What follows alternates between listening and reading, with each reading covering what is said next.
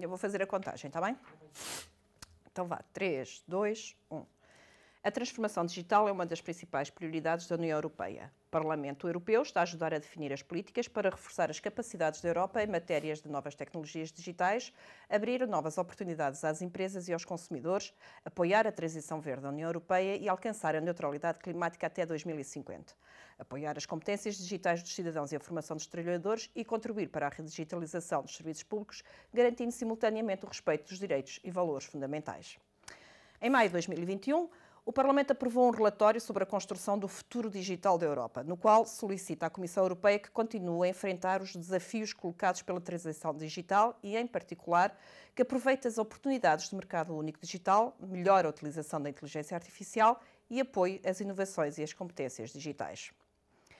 Em abril de 2021, o Parlamento Europeu aprovou o programa Europa Digital, o primeiro instrumento financeiro da União Europeia, criado especialmente para capacitar as empresas e os cidadãos em termos de tecnologias.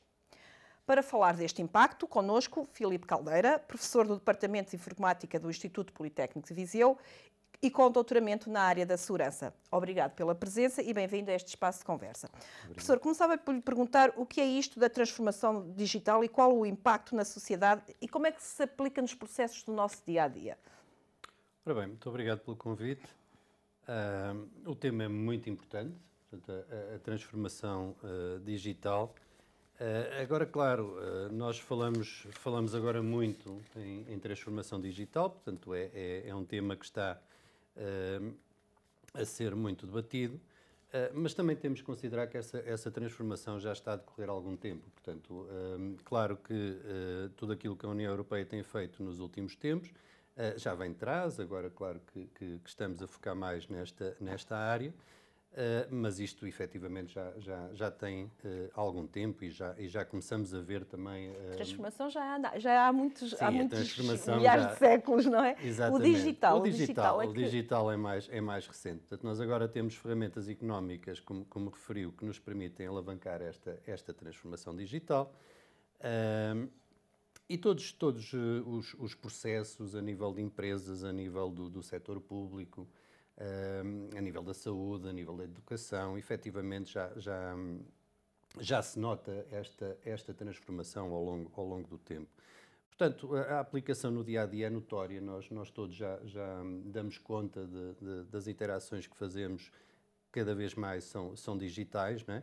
E praticamente em todas as áreas. Portanto, a transformação digital efetivamente está a mudar a sociedade. Portanto, existem neste momento várias fontes de financiamento, isto é muito importante, e esta questão que a União Europeia veio alavancar. As empresas estão a utilizar estes fundos e, portanto, nós não podemos perder este comboio, né? Este comboio, sob pena das nossas empresas poderem vir a perder competitividade nos mercados internacionais e mesmo nos mercados locais. Não nos podemos esquecer que o comércio eletrónico trouxe grandes desafios para as empresas portuguesas, locais, em termos de concorrência. E, portanto, este impacto da transformação digital, como eu já referi, nota-se já praticamente em todos os domínios, desde a agricultura, que poderemos falar depois mais um bocadinho sobre isso, não é? Até às áreas mais tecnológicas. Quais são as tecnologias mais presentes assim, no nosso dia-a-dia que consegue assim, de um momento para o outro ver e que impactos têm nos tais vários setores? Falava ainda agora da agricultura. Claro. Bom, referir tecnologias mais presentes é uma missão mais ou menos impossível, não é? Porque as tecnologias já são tantas e mesmo que não sejam tantas, que são, a forma como são aplicadas e as áreas onde são aplicadas, portanto, tornam-nas muito, muito diversas. Mas claro que podemos enumerar algumas. Estou-me a lembrar algo, e agora mais focado nas empresas, mas não só, aquilo que nós falamos, dizemos o IoT, a Internet das Coisas, que é, no fundo, a conectividade de um conjunto de todos os equipamentos, por isso é que se chama Internet das Coisas. Aliás, agora anda um nome novo que é a Internet de todas as coisas, que é a conexão de tudo o que é equipamentos, desde sensores, desde os wearables, né, que nós trazemos, pode medir a nossa temperatura, pode saber quantos passos damos no nosso dia-a-dia, mas nas empresas isto é muito importante, Nós temos relógios, normalmente, ou temos o telemóvel, né, que temos faz relógios, mas agora faz temos esse... tudo, não é? Tudo conectado, não é? Portanto, se quisermos saber quanto é que estamos a consumir de energia em casa, já sabemos. Pronto, claro, estamos a falar em casa, mas isto a nível das empresas, a conectividade, É muito importante, a sensorização é muito importante. Por exemplo, na agricultura, nós temos um projeto em curso, neste momento, para otimizar a apanha de mirtilos, por exemplo. Bom, isto parece digitalização, transformação digital, apanha de mirtilos, parece que não está assim muito relacionado. É um mundo novo. É um mundo sim, novo, não é? mas a verdade é que a aplicação de tecnologias, por exemplo, de detecção de imagem, calcular peso a partir de imagem através de algoritmos de inteligência artificial, por exemplo, isto vai contribuir para uma maior eficiência, né? E claro que no final um maior valor acrescentado para estes produtos. Isto um exemplo assim muito simples. No caso da educação também se verifica o uso de várias tecnologias, portanto, falamos no trabalho remoto, tivemos que o fazer, não é? Sim, a crise do Covid-19 veio acentuar, da Covid-19, aliás, veio acentuar isso mesmo, não é? Essa necessidade de termos uma resposta mais avançada na área da transformação digital. Mas mesmo outras tecnologias, portanto, nos serviços públicos temos visto também um grande avanço na digitalização. E, por exemplo, a nível dos transportes também é algo que é notório, esta transformação. E a nossa sociedade está preparada para isso? Bom, essa é sempre uma questão que nos, que pode levantar, que é a questão das competências, não é? Que nós também devemos abordar. Claro que hoje em dia, pelo menos a camada mais jovem, eu penso que está já preparada de alguma forma para adotar estas tecnologias e para usar estas tecnologias, sim. Mas aqui pode-se falar em duas questões. Quem recebe, quem beneficia destas novas tecnologias e quem as usa ou que as deve usar precisamente para otimizar produções e reduzir desperdícios nas empresas. E a minha pergunta era mais no sentido de ok, nós temos pessoas qualificadas, o nosso sistema de educação qualifica as pessoas, mas depois no nosso dia-a-dia, eu, enquanto consumidora, retiro todas as vantagens disso? Se calhar não retiro, não é? Se calhar não. Agora, claro que nós temos que pensar que a nível das tecnologias há duas formas de olhar para elas. Portanto, quem implementa estas tecnologias, quem desenvolve, quem mantém estas tecnologias, portanto, e aí tem que ter um conjunto de competências claramente mais específicas, né?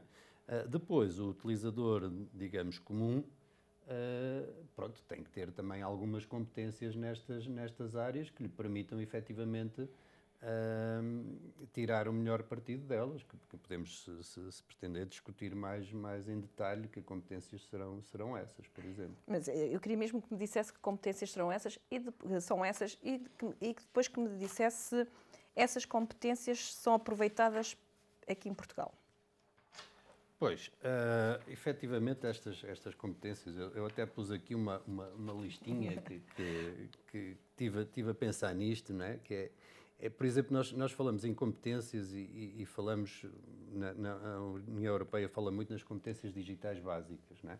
E essas competências digitais básicas é algo que eu acho que é um pouco complicado dizer quais são, não é? Porque, obviamente, nós temos primeiro de discutir o que é que são competências básicas. Porque hoje em dia... escrever... Pois, exatamente, não é? Mas essas competências básicas já eram, não é? Pois. E, portanto, eu acho que aqui temos que envolver um conjunto de conhecimentos, não é? De valores, de atitudes, de ética, relativamente à forma como interagimos com os meios tecnológicos e não só as questões tecnológicas. Por exemplo, eu tenho ideia, e já referi isso, que os mais jovens, pelo menos, e os não tão jovens, que já têm estas competências mais técnicas, por exemplo, navegar na internet, pesquisar, etc., o que eu vejo que poderá falhar ainda ou estar menos bem é fazer um uso responsável da informação que nós obtemos. Fala-se muito nas fake news e coisas de género, mas é a questão da interpretação da informação e perceber o que é que nós podemos fazer com elas. Portanto, não é só Eu acho que toda a gente hoje em dia consegue ir ao Google e pesquisar informação, não é? Mas, efetivamente, pensar em manter a sessão segura, saber a que sítios é que vai, se são sítios mais fidedignos ou menos fidedignos, saber comunicar corretamente com os meios corretos, penso que é muito importante.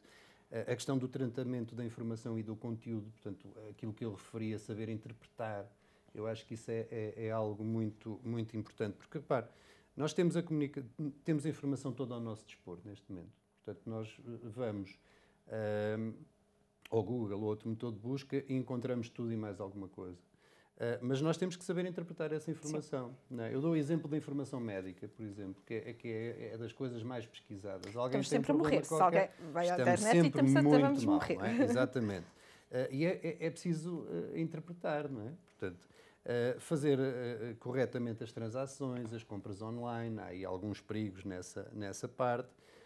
Saber resolver problemas, ter a capacidade de resolver problemas, indo ver, obviamente, que a informação está disponível, mas saber interpretá-la para conseguir resolver os problemas e, como eu já referi, tentar estar seguro e legal, não é? Isso embarca aqui na próxima pergunta que eu tinha, que é as plataformas online. Hoje em dia utilizamos as plataformas online para tudo. Para as compras, para transações monetárias, para consultas, para a educação. Pois. Utilizamos para tudo. Já falou da interpretação, é muito importante. A interpretação é. Mas que outros desafios, e ainda por cima doutorado no departamento, na área da segurança, Pois. Esse é um dos grandes desafios que temos que ter em conta, não é? Hoje em dia sabemos tudo de todos. Se alguém quiser saber o meu nível, tenho a certeza absoluta que não vai ser muito difícil. Se quiserem lá pôr dinheiro, ainda não. Pois. Bom, a área da segurança, como disse, eu trabalho nessa área, é a minha área principal de investigação e leciono esse tema e ouço muitas vezes essa pergunta, não é? O problema é responder. Portanto, a resposta é muito complicada para esta área, não é? Portanto, claro que eu, antes de mais, acho que o tema da cibersegurança deve ser mais abordado. Portanto, mais abordado a vários níveis, portanto, a nível de uma formação superior e específica, mas para o público em geral, mais pela consciencialização acerca deste tema. Portanto, para o público em geral, para as organizações e para as empresas. Isso é muito, muito, muito importante. E isto porquê? Porque, efetivamente, a cibersegurança pode, eu não digo atrasar, mas pode complicar um pouco a adoção de um conjunto de tecnologias. Principalmente neste momento que se fala tanto de segurança, começa a surgir um pouco o medo de usar os sistemas. Portanto, é fundamental a formação interna nas empresas e para as pessoas. Aquela história que nós ouvimos falar dos ataques de phishing, por exemplo. Normalmente, isto é, quando referiu, alguém pode saber o seu NIB. Sim, poderá saber o seu NIB eventualmente. Mas o problema não é tanto esse NIB ter sido vinculado, fugido para a internet de alguma forma, mas, acima de tudo, quando somos nós a dar em sítios errados, não é? Portanto, porque normalmente somos nós a fazer isso, somos nós a publicar tudo, a mostrar tudo. E esse aspecto, quando eu falava naquelas competências básicas, estarmos seguros, estarmos online, depende de cada um de nós, não é? Portanto, a informação que partilhamos. Hoje em dia, partilha-se tudo e mais alguma coisa, muitas das pessoas, eu pessoalmente não sou muito a favor disso e não O que é que diz aos seus não alunos? faço. O que é que eu digo aos meus alunos? A primeira aula mostro-lhes um slide, a primeira aula da cadeira de segurança, mostro-lhes um slide em branco e digo-lhes que este é o sistema mais seguro que vocês vão ter. E eles depois, a pessoa, falta a fotografia. E eu, não falta, é que não há sistemas seguros. Portanto, nós vamos ter sistemas mais seguros do que outros. E depois também tenho algo ali que lhes digo que há sempre o elo mais fraco. E muitas vezes o elo mais fraco, há vários, mas o elo mais fraco é o ser humano. Portanto, quando nós temos aquela tendência de, bom, estão-me a pedir esta informação, vou pôr. E nem sequer olho porquê, como, porque é que me estão a pedir isto. Mas hoje em dia, se nós não colocamos essa informação, como é que a gente tem, por exemplo, eu estou-me a lembrar, quero fazer compras numa plataforma online, são pedidas imensas informações, desde moradas, NIFs, números de telefone. Bem, para conseguirmos avançar e conseguirmos lidar com essa plataforma, não é? Para conseguirmos lidar com essa tecnologia, temos que disponibilizar esses dados. Não há aqui uma contradição? Bom, nós temos sempre que dar dados quando fazemos uma compra online. Claro que já há alguns mecanismos que nos permitem criar algum anonimato. Claro, no limite, há coisas que não podem ser anónimas. Se queremos que nos enviem encomenda para casa, temos que dizer onde é que moramos, né? Como é natural. Há algumas formas de pagamentos também mais seguros do que outros, né? Portanto, em vez de meter o cartão de crédito, criar um cartão de crédito temporário, outras formas de pagamento que podemos fazer. Mas como é que sabemos? Bom, essa resposta também é quase 1 milhão de euros, não é? Muitas vezes. Mas claro, por exemplo, olhar para o navegador, vermos que estamos num sítio seguro, carregamos, vemos que tem um certificado, que é da empresa X ou Y, na qual à partida nós confiamos.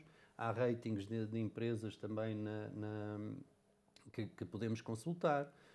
Portanto, tudo isto tem que vir com um manual.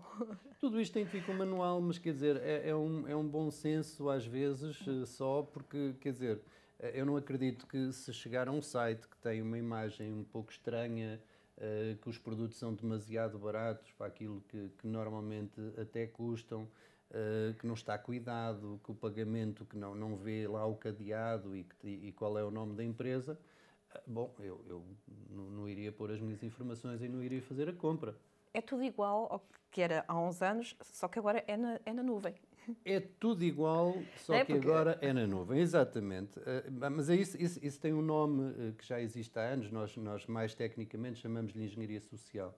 E a engenharia social é a arte de enganar alguém, não é? Portanto, mas isso já existe, não é? Portanto, nós... olha, estou-me a lembrar quando apareceu o euro, mas isso foi só um exemplo, quando adotámos o euro em Portugal, muitos idosos foram burlados para a troca do dinheiro, não é? Portanto, mas isso acontece com as faturas da energia, sim, etc. Bom, qual é a vantagem agora para quem quer fazer essas burlas? É que agora é global, portanto, basta mandar um mail que chega a 1 milhão de pessoas, se houver 10 que respondam e enviam dinheiro, pronto, quer dizer, já tiveram lucro. E além disso não é tão pessoal, isto é, o serem apanhados torna-se um pouco mais difícil. Mas há outros aspectos, portanto, a questão da segurança, mas como proteger, bom, há muita forma de proteger, mas essa questão de termos alguns cuidados, eu sugiro que se veja, nós em Portugal temos o Centro Nacional de Cibersegurança, que tem um conjunto de informação muito, muito interessante para o utilizador final e para empresas. Aconselho a que seja vista, são pequenos vídeos, pequenos quizzes que nós podemos fazer para perceber como é que estamos nessa área, que eu acho que nos protege. Mas, claro, as empresas têm que se proteger com outras ferramentas. Depois há os serviços críticos. Quais são os serviços críticos? Os serviços críticos, bom, os serviços críticos é uma área que também é onde eu costumo atuar. São aqueles serviços que nós dependemos, que a sociedade depende, portanto, os serviços essenciais. Nós temos visto agora, por exemplo, na guerra da Ucrânia, em que, pronto, há o ataque às infraestruturas, eletricidade, etc. E não nos podemos esquecer que esses sistemas são dependentes das tecnologias de comunicação também. Portanto, basicamente, toda a parte de distribuição de energia é gerida por sistemas informáticos, toda a parte de águas, telecomunicações, etc. E isto depois gera aquilo que nós chamamos os efeitos em cascata, que é falta a luz, pode faltar as comunicações, podem faltar as comunicações, pode faltar a luz, e assim sucessivamente. Portanto, é algo muito, muito, muito complicado.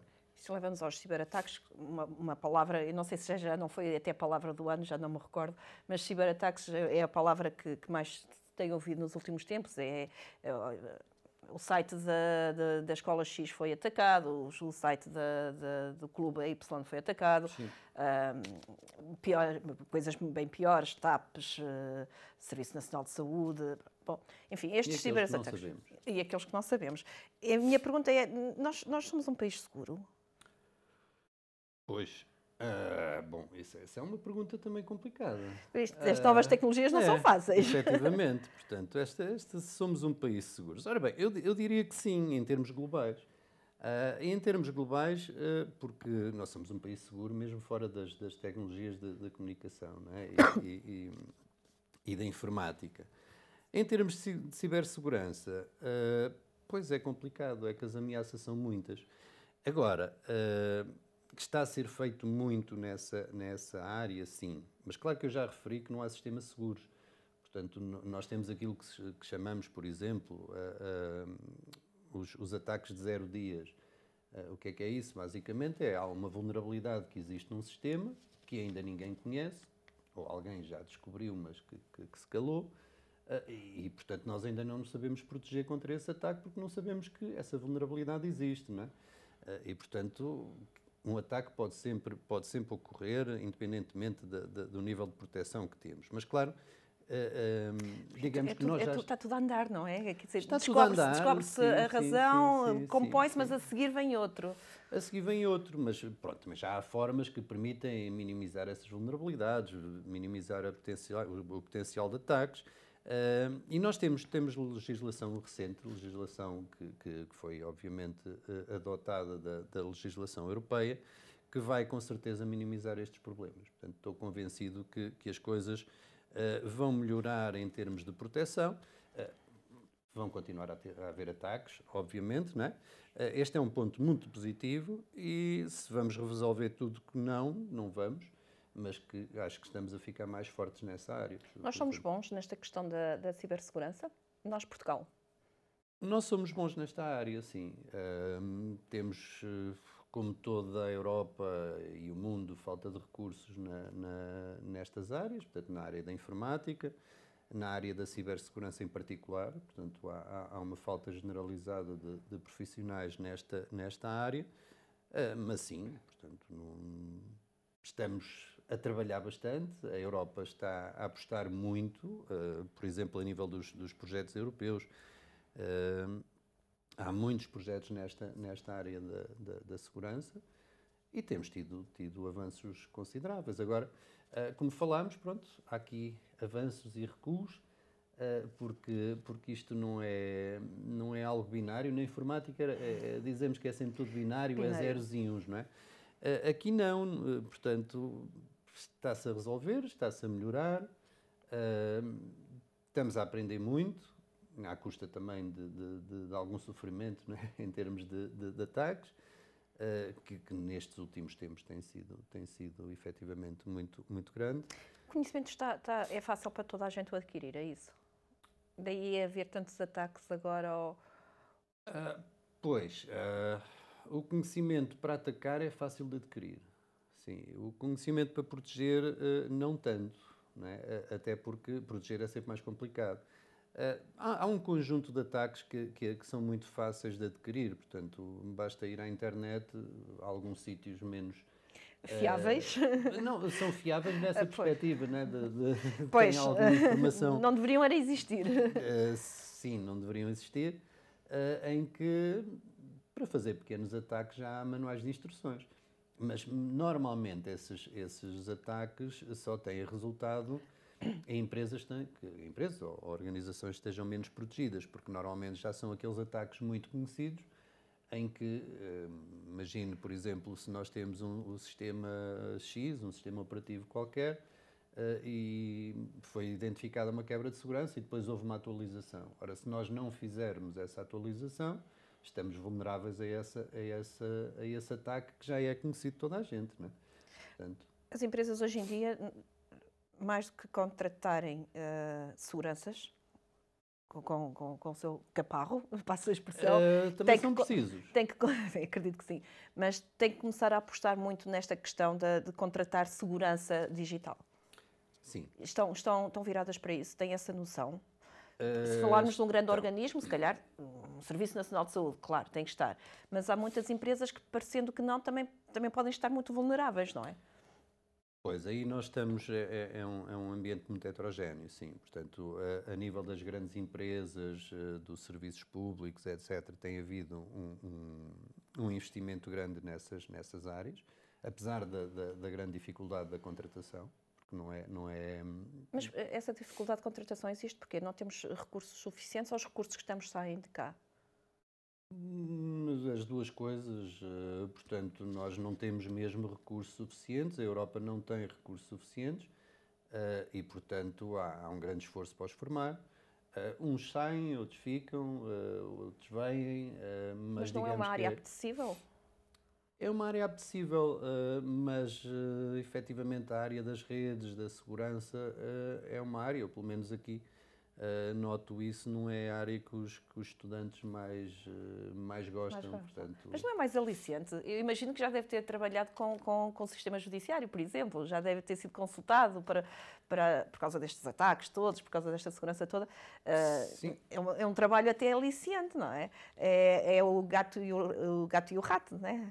Andar uns a caçar, outros a fugir. Os estudantes gostam muito desta área e... Só que a perspectiva deles, muitas vezes, é, bom, vamos aprender a fazer ataques. Portanto, essa é a perspectiva inicial. Isso não é bem. Não. Depois, claro que, atenção, para nos sabermos proteger, também temos que conhecer como é que podemos ser atacados, não é? Portanto, não é só proteger, temos que saber alguma coisa relativamente a isso. Mas não é uma área assim muito atrativa, porque eu costumo dizer que nós andamos sempre atrás de prejuízo. Portanto, nós não conseguimos dizer, pronto, isto está seguro. Não, nós andamos constantemente a mudar e sempre com algum receio que as coisas não estejam muito bem. São áreas que se pode dizer eventualmente mais complexas, talvez, porque a área da segurança, segurança. Segurança é de tudo o que é sistema informático, desde os sensores da internet das coisas até às grandes empresas, até... é tudo, às redes, aos backups, aos simples backups. Portanto, é uma área tão vasta que, pronto, neste momento é de alguma forma atrativa, como todas as áreas da informática, mas não é a área que eu diria que neste momento há uma apetência muito, muito grande. Mas é necessária. É necessária e acho que isto está a começar. Portanto, sim, também estamos todos a transformar-nos para estas novas realidades, não é? E há sempre desafios novos. Há pouco falou da engenharia social e há uma pergunta que eu gostava de fazer, que é: o nosso trabalho e a nossa liberdade estão assegurados nesta era em que o digital tomou conta das nossas vidas? Pois, eu costumo dizer aí que Portugal... ainda tem internet livre, não é? E, portanto, é bastante interessante, não é? Porque há sítios onde isso não acontece. E isso não acontece também por questões de segurança, por questão de ideologias políticas também, por políticas. Sim, pronto, por questão de segurança, e a segurança também pode ser usada para esses fins, não é? As nossas liberdades estão asseguradas? Eu acho que sim, mas, mais uma vez, depende de nós. Portanto, claro que os nossos números de telefone já estão por aí, os nossos dados já estão por aí, e nós temos que ter algum cuidado, não é? Mas as nossas liberdades estão asseguradas. Agora, depois entra aqui é o problema, as nossas liberdades, mas depois a questão da privacidade muitas vezes é complexa, porque... Pronto, e aí entra um pouco também o tema da inteligência artificial. Que é o nosso próximo tema. Pronto, que pega muito nos nossos dados. Em teoria são anónimos, não é? Chama-se algoritmos, é isso, não é? Sim, também. Algoritmos de inteligência artificial que pegam nos nossos dados ou nos dados de muita gente e vão retirar informação dali, como os nossos padrões de compras, etc. E aí, pronto, às vezes pensamos, ok, a privacidade. Bom, se eu agora começar a pesquisar sobre qualquer coisa no Google, já todos sabemos que daqui a 2 dias nós já só recebemos informação sobre aquilo, não é? Todos os anúncios são sobre aquilo que nós andamos a procurar. A inteligência artificial já é uma realidade. Não sabemos em que ponto, eu pelo menos, enquanto leiga, não sei em que ponto essa inteligência artificial está. Eu faço esta pergunta porque falou agora da Google. Se eu for pesquisar sapatos, Eu, nos próximos, qualquer rede social, qualquer coisa que eu vá fazer, tudo que me vai aparecer de publicidade vai estar relacionado com sapatos. Mas acontece muitas vezes, e isto é uma coisa comum que se fala, daí haver até dizer, estão-nos a escutar, estamos a falar de um tema e de repente abrimos o browser e aquele tema aparece-nos à frente. Pois, não é suposto. Não é suposto. Mas já lhe aconteceu isso? Já foi confrontado com isso? Nunca É engraçado aconteceu. que nós conversamos no dia-a-dia com várias pessoas e muitas pessoas têm essa sensação. Pode ser uma coisa, uma sensação só e ser uma coincidência, não sabemos. Mas muita gente diz, olha, lá está o Google a escutar-nos. Isto é possível? Não, possível é. Tecnicamente é. Se isso acontece, não é suposto. Eu não digo que não, porque não posso dizer que não, não é? Agora, a verdade é que nós andamos no bolso com assistentes que, por exemplo, chamamos a Siri e ela começa logo a falar, não é? Portanto, quer dizer que ela está a escutar, obviamente, não é? Agora, nós temos que acreditar que ela só escuta aquilo que, ou aliás, só se ativa naquilo que lhe interessa, que é quando se chama. Se isso não estiver assim, obviamente que podemos ser escutados, mas vamos acreditar que isso não está a acontecer, não é? Mas isto era para dizer até que ponto, onde é que nós estamos na inteligência artificial? Estamos em filmes que há 5 anos víamos e já estamos nesses cenários. Eu lembro-me de um do Steven Spielberg, por exemplo, acho que era mesmo, chamava-se a inteligência artificial, que era de uma criança. Sim. Nós já estamos nesse ponto? Não, acho que ainda não.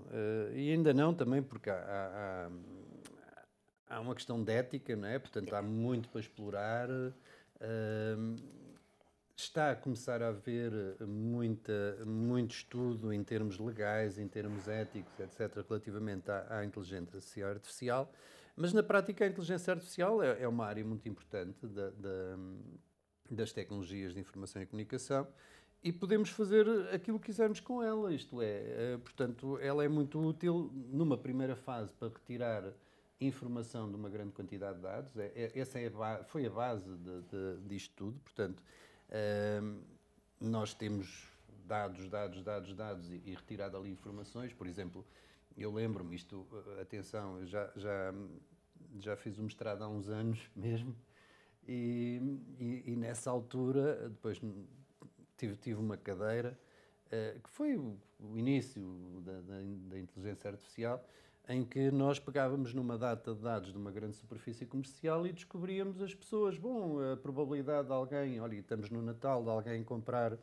bolo rei e depois uma garrafa de vinho do Porto é muito comum e tal. Claro que esse é básico, não precisaríamos da inteligência artificial, mas ter ali padrões de compras. Mas tudo dados anónimos. Hoje em dia já não é assim tanto anónimo, porque nós temos os cartões de fidelização das marcas, eles já sabem o que é que nós queremos, o que é que nós gostamos, e, portanto, vão trabalhar todos esses dados para fazer marketings mais personalizados, etc. Portanto, aí a questão da privacidade também entra. Depois temos a questão da saúde. A inteligência artificial está a ser muito usada na área da saúde para a descoberta de padrões. Portanto, o engraçado da inteligência artificial é que nós podemos ter uma quantidade enorme de dados. Ele vai-nos descobrir ali padrões. Há aqui qualquer coisa que é comum nestes casos e pode ser estudada. Ajuda-nos muito nessa área. É muito importante na área da saúde. Claro que a ética aqui também é muito relevante. Tal como foi a clonagem na altura, não é? Pois, bem, a inteligência artificial ainda não irá fazer isso, né? Ao nível das empresas também. E nós falamos da inteligência artificial como aquela coisa que vai pensar por nós, mas, por exemplo, nas empresas, algoritmos de inteligência artificial para ver uma linha de produção, ver os produtos, ver se tem alguma falha, se não está em controle de qualidade, por exemplo, já é normalmente usado. Não substitui o homem.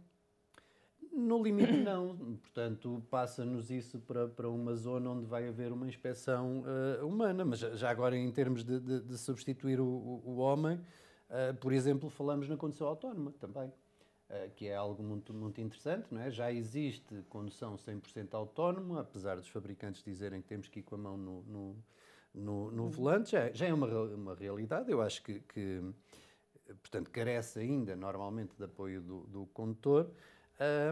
O que eu acho é que os carros autónomos vão conduzir melhor do que nós, com certeza. Acho que da minha parte não duvido.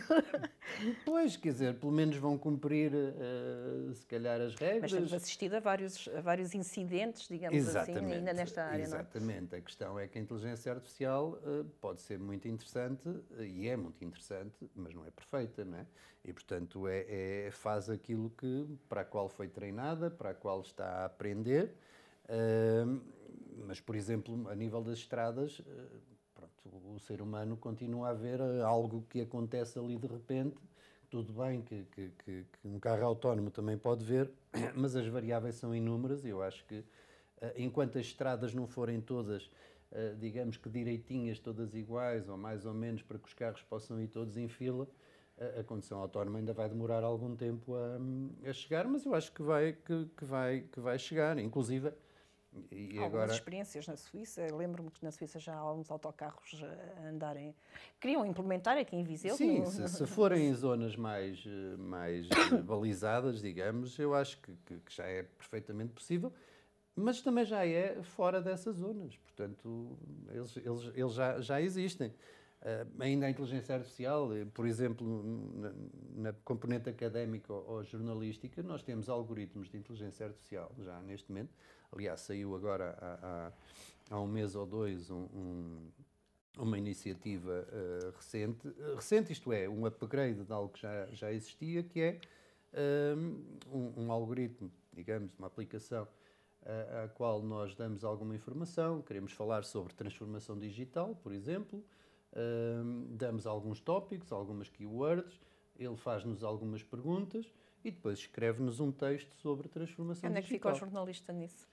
Qual é a diferença entre o jornalista e essa plataforma que vai fazer esse texto? Eu já testei esses algoritmos, são muito interessantes, lê-se o texto, faz sentido, vai até ao fim, mas claro, falta ali opinião, falta sentimento, falta a parte humana, não é? Quer dizer, que a máquina não tem, não é? Ainda. Não tem, portanto, essa componente, claro que ele vai o quê? Vai aos motores de busca e vai buscar informação, portanto, vai buscar a opinião de outros, e às vezes mais descontextualizada, mas a inteligência artificial está para ficar, portanto... Eu lembro-me de duas coisas sobre a inteligência artificial que mostram o que era, já cá está, e agora vamos andar para mais. Uma foi o jogo entre o Deep Blue, creio eu, o jogo de xadrez. Na altura com o Kasparov, tenho a ideia, já não me lembro. Pronto, sei que era um jogador de xadrez contra o computador. Acho que foi aí que se começou a perceber, para lá, o que é que se passa aqui. Temos um computador a ser tão bom como um ser humano. E outro eram uns desenhos animados de uma família futurista que tinham automóveis autónomos, tinham tudo e mais alguma coisa. Já não é assim tão futurista. Era isso que eu ia dizer. Já não é assim tão futurista. Portanto, quando nós víamos, ou até uma série quando nós víamos que era o Galáctica 1999, 1999 realmente já passou. Portanto, aquilo que nós estamos a ver hoje nos filmes, ou naquilo que lemos, ou naquilo que estudamos, é uma realidade que vai ser muito rapidamente posta no concreto, correto? Nós estamos a andar a uma velocidade estonteante nesse aspecto. Estamos a caminhar muito depressa. Muito, não é pejorativo, é bastante depressa, sim. Porque nós já temos as tecnologias, temos muitas. Claro que há coisas que vão melhorar consideravelmente a nível de capacidade de processamento que a inteligência artificial necessita de grande capacidade de processamento e depois vamos entrar a computação quântica, etc., que vai permitir ainda fazer muito mais. Eu ia perguntar, a nossa rede está preparada para esse volume tão grande de dados que temos no neste sistema? momento, e a nível de Portugal, temos boas redes de comunicação, portanto, tem havido grandes investimentos a nível da distribuição, por exemplo, da fibra óptica. As redes dos operadores têm também grande capacidade em termos de largura de banda. Penso que sim, que estamos bastante bem a nível europeu e não só. Mas isto da inteligência artificial, sim, portanto, o que refere, os carros autónomos é uma realidade, o pedir ao frigorífico a perguntar se que compras é que preciso de fazer é uma realidade, portanto, nós podemos meter lá os produtos e ele até nos pode avisar de manhã, olha, tens aqui uns iogurtes, estão a acabar o prazo, porque leu o código de barras, percebeu qual é o prazo daquilo, portanto, é melhor comê-los hoje, por exemplo. Isso já pode ser uma realidade, claro, não é comum, não é? Mas pode. A nível de protótipos, nós já temos tanta coisa nessas áreas e podemos dizer a inteligência artificial, sim, muitas coisas sim, outras são algoritmos mais simples, mas são áreas em que já são realidade, não é? Portanto, é possível que estas tecnologias estejam totalmente democratizadas, aliás, peço desculpa, democratizadas. Isto porquê? Porque nós, aqui em Portugal, por exemplo, há locais negros onde não há internet. Como é que nós podemos estar a falar em coisas tão avançadas tecnologicamente, mas depois temos espaços onde nem sequer rede de internet existe? O não ter rede de internet já começa a ser muito poucas zonas que não têm essa possibilidade. Podemos falar em termos financeiros das pessoas não terem ou das esse operadoras acesso, não quererem apostar em determinados sítios porque não é rentável. Sim, mas há uma obrigatoriedade de termos. Quer dizer, ainda não temos a obrigatoriedade da internet. Pois, a democratização é este ponto telefone, mesmo, sim. da questão da democratização. Aliás, é um dos temas que a União Europeia tem estado a estudar. Claro. Não estamos mal propriamente nesse aspecto, em termos de cobertura. Claro que em muitas zonas não temos a qualidade que deveríamos e merecíamos já ter. Claro que temos sempre, por exemplo, a Starlink, não é europeia, mas basicamente podemos ter internet em qualquer lado por satélite, já com características interessantes, mas aí entra depois a questão do preço, não é? Que não democratiza propriamente o acesso. Sim, esse ainda é um problema, não tanto na questão da internet, a democratização, eu não iria tanto por aí, mas mais pelo custo, pela formação, pela consciencialização das pessoas. Portanto, não punha isso apenas na questão da internet. E agora, para terminarmos nesta conversa sobre áreas de transformação digital, aliás, há um dado que diz que os 42% dos cidadãos da União Europeia não possuem competências digitais básicas. Aquilo que falávamos quase no início da nossa conversa. Já falámos o que é que se entende por competências básicas. A minha pergunta é, e isto é um bocadinho o resumo disto tudo que nós estivemos a falar, é se a nossa sociedade está realmente preparada para esta digital. Já falámos da segurança, da necessidade de interpretação, dos bons sistemas e da forma como está a ajudar o nosso dia-a-dia, mas a nossa sociedade, nós estamos a caminhar para um bom caminho, digamos assim, com esta transformação toda digital a que estamos a assistir? Pois, isso sim, preparados em termos técnicos, estamos a preparar-nos, sim. Em termos sociais, pois essas perguntas, normalmente o engenheiro informático é assim um bocadinho mais complicado. 0 e 1. Pois, às vezes não é tanto, mas normalmente... é um professor, tem que lidar com imensos alunos, claro. tem que os preparar eticamente também para estas situações todas, não é? Claro, mas também lido com alunos que escolheram ir para a área das tecnologias, não é? Portanto, também já tenho ali aquele público alvo mais interessado nas áreas. Já é uma triagem. Claro.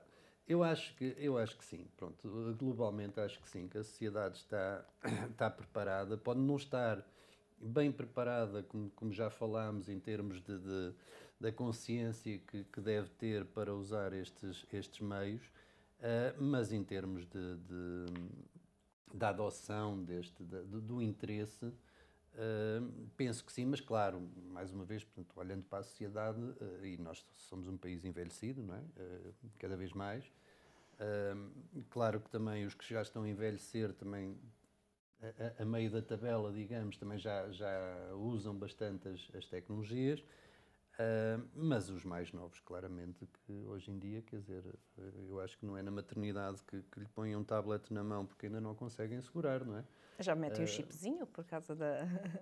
Pois, para saberem onde é que estão. Mas, quer dizer, isto já é um hábito, portanto, eu acho que para pessoas da minha geração ainda olhamos para as coisas assim com algum... Não é desconfiança, mas pronto, ainda não é algo... Já é comum, claro que depois depende da vivência de cada um, do trabalho que faz. Agora, para um jovem isto já é jovem ou mais novo, é perfeitamente normal, portanto, eles já utilizam as redes sociais, que esse é pronto, é sempre aquela... Mas eu, como não uso, sou sempre muito crítico relativamente a isso, mas tem vantagens, obviamente. Mas não é só as redes sociais, portanto, eu, hoje em dia vejo que as pessoas fazem quase tudo pela E temos que perceber que essas tecnologias estão ao nosso dispor. Nós temos que dispor delas para melhorar e termos mais qualidade de vida. Sim, o que eu noto, e aí, pronto, não sou a pessoa indicada para falar nisso, porque é mais em termos sociais, noto às vezes o uso, a preferência do uso dessas tecnologias em detrimento do presencial, isto é, eu acho que o Covid também veio dar cabo dessas coisas, que é, manda-se um mail e pronto, depois recebe-se um mail, às vezes os mails são muito impessoais, porque pronto, ou quem respondeu à pressa e aquilo não estava bem Pode percebido. gerar ruído na mensagem. E eu acho que a comunicação às vezes deveria ser feita mais pessoalmente, por telefone. Portanto, toda a transformação digital não evita que o homem desapareça, não faz com que não faz com que o homem desapareça. Não, e o teletransporte vai ser uma realidade. O teletransporte eu acho que não, embora dava jeito. Era isso que eu ia dizer. Com a inteligência artificial a andar, podíamos chegar a este ponto. Mas aí é mais física. Aí não sei até que ponto é que... Tem que se juntar tem que ser multidisciplinar, claro, não é? Claro. Mas talvez, não é? Nós já vimos isso nos filmes, portanto, e aquilo que temos visto nos filmes às vezes acontece, mas aí tenho as minhas dúvidas. Mas acho que em termos de sociedade devemos olhar para a tecnologia, devemos adotá-la, mas devemos manter o contacto mais forte do que aquilo que ultimamente tem havido, porque eu acho que essa componente é muito importante, a componente social continua a ser muito importante e as tecnologias ajudam, para quem está à distância, obviamente, mas não devem substituir. Mas isso, lá está, em termos de tecnologia é muito interessante, mas depois o uso que cada um faz delas, lá está a parte da formação que deve existir, mas superar-nos, eu acho que não. Tecnologia e ética são duas situações que vão estar sempre de mão dada. A tecnologia está cá para nos dar a nossa qualidade de vida, a ética também, de certeza absoluta. Obrigado, Filipe Caldeira, por estar à conversa neste espaço Europe Direct.